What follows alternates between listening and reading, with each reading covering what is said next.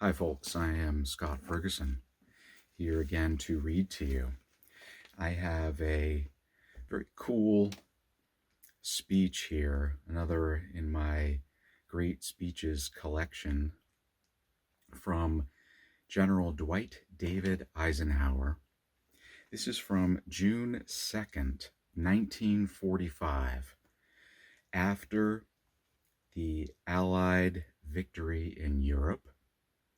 And of course, Eisenhower was the supreme Allied commander. And there had been a parade of sorts on this day, with Eisenhower riding through the city of London, England, to great adulation and applause. And the day culminated in Eisenhower making this very special speech to some group of dignitaries in the city. And I had not studied Eisenhower extensively by any means. I can't say whether or not he was a wonderful person overall. Oh, Archie's here to join us. But I can say that I love this speech because clearly Eisenhower understands and appreciates the interconnectedness of all things. And I think that you'll understand what I mean when you hear it. So relax yourself and enjoy this speech from General Eisenhower.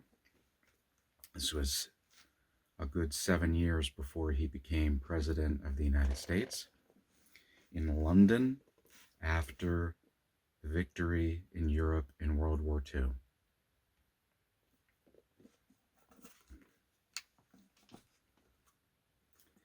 The high sense of distinction I feel in receiving this great honor from the City of London is inescapably mingled with feelings of profound sadness. All of us must always regret that your great country and mine were ever faced with the tragic situation that compelled the appointment of an Allied commander-in-chief, the capacity in which I have just been so extravagantly commended.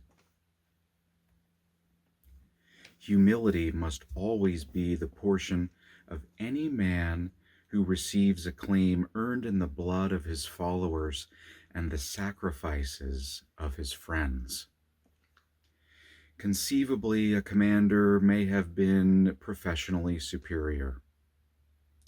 He may have given everything of his heart and mind to meet the spiritual and physical needs of his comrades.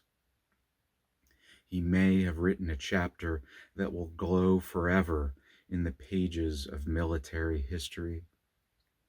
Still, even such a man, if he existed, would sadly face the facts that his honors cannot hide in his memories the crosses marking the resting places of the dead.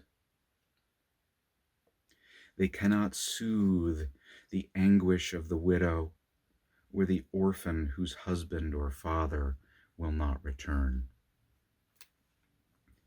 The only attribute in which a commander may with satisfaction receive the tributes of his friends is in the humble acknowledgement that no matter how unworthy he may be, his position is the symbol of great human forces that have labored arduously and successfully for a righteous cause.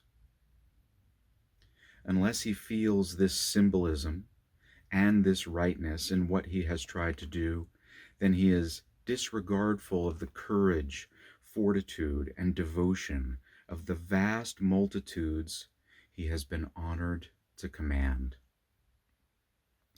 If all Allied men and women that have served with me in this war can only know that it is they whom this august body is really honoring today, then indeed I will be content. This feeling of humility cannot erase, of course, my great pride in being tendered the freedom of London. I am not a native of this land. I come from the very heart of America. In the superficial aspects by which we ordinarily recognize family relationships, the town where I was born and the one where I was reared are far separated from this great city. Abilene, Kansas, and Denison, Texas would together equal in size possibly 1/500th of a part of Great London. By your standards, those towns are young, without your aged traditions that carry the roots of London back into the uncertainties of unrecorded history. To those people, I am proud to belong. But I find myself today 5,000 miles from that countryside, the honored guest of a city whose name stands for grandeur and size throughout the world. Hardly would it seem possible for the London Council to have gone farther afield to find a man to honor with its priceless gift of token citizenship. Yet kinship among nations is not determined in such measurements as proximity of size and age. Rather, we should turn to those inner things, call them what you will. I mean those intangibles that are the real treasures free men possess. To preserve his freedom of worship, his equality before law, his liberty to speak and act as he sees fit, subject only to provisions that he trespass not upon similar rights of others. A Londoner will fight, so will a citizen of Abilene. When we consider these things, then the valley of the Thames draws closer to the farms of Kansas and the plains of Texas. To my mind, it is clear that when two peoples will face the tragedies of war to defend the same spiritual values, the same treasured rights, then in the deepest sense, those two are truly related. So even as I proclaim my undying Americanism, I am bold enough and exceedingly proud to claim the basis of kinship to you of London. And what man who has followed the history of this war could fail to experience an inspiration from the example of this city?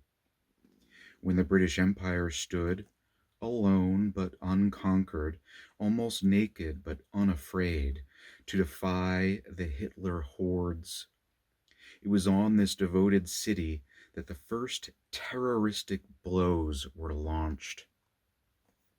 5 years and 8 months of war, much of it on the actual battle line, blitzes big and little, flying V-bombs, all of them you took in your stride. You worked, and from your needed efforts you would not be deterred. You carried on, and from your midst arose no cry for mercy, no wail of defeat. The Battle of Britain will take its place as another of your deathless traditions. And your faith and endurance have finally been rewarded.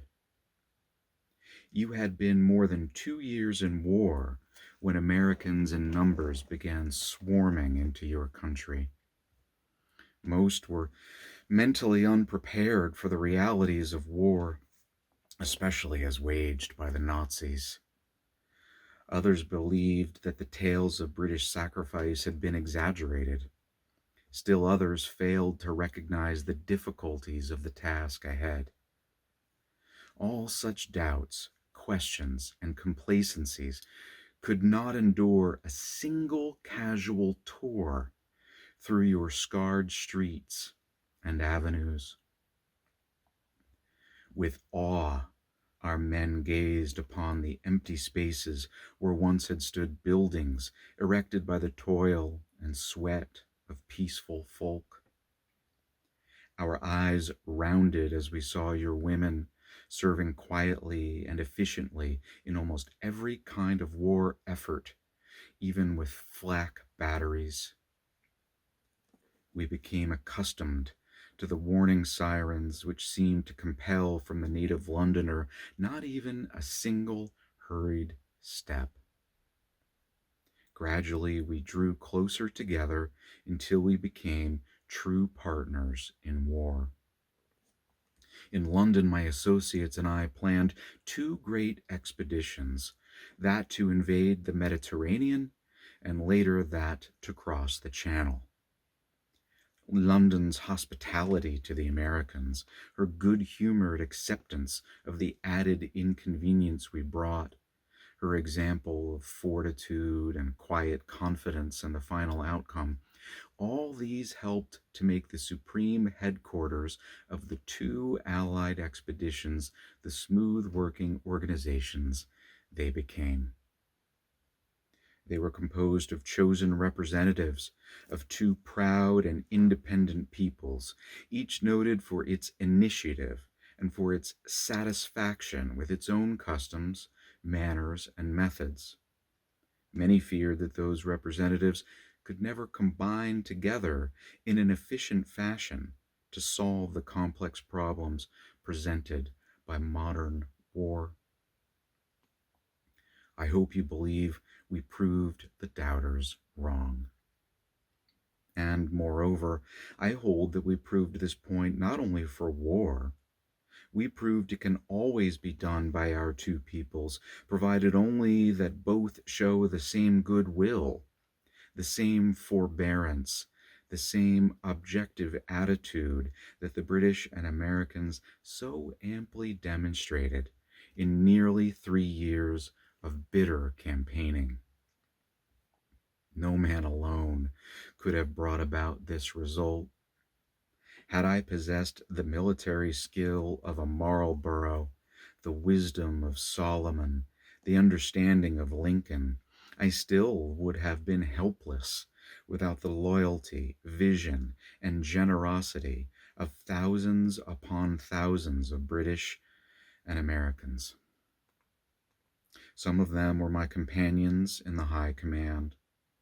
Many were enlisted men and junior officers carrying the fierce brunt of battle, and many others were back in the United States and here in Great Britain in London. Moreover, back of us always stood our great national war leaders and their civil and military staffs that supported and encouraged us through every trial, every test. The whole was one great team. I know that on this special occasion, 3 million American men and women serving in the Allied Expeditionary Force would want me to pay a tribute of admiration, respect, and affection to their British comrades of this war. My most cherished hope is that after Japan joins the Nazis in utter defeat, neither my country nor yours need ever again summon its sons and daughters from their peaceful pursuits to face the tragedies of battle. But a fact important for both of us to remember, neither London nor Abilene, sisters under the skin, will sell her birthright for physical safety, her liberty for mere existence. No petty differences in the world of trade, traditions, or national pride should ever blind us to our identities in priceless values. If we keep our eyes on this guidepost, then no difficulties along our path of mutual cooperation can ever be insurmountable. Moreover, when this truth has permeated to the remotest hamlet and heart of all peoples, then indeed we may beat our swords into plowshares, and all nations can enjoy the fruitfulness of the earth. My Lord Mayor, I thank you once again for an honor to me and to the American forces that will remain one of the proudest in my memories. And that was General Dwight David Eisenhower, the leader of the Allied Supreme Forces. After victory in Europe in World War II, June 12th, 1945. A man who obviously understood that not only was he not alone, but those who held our precious values were all unified in their efforts. And I thank you very much for watching and for listening.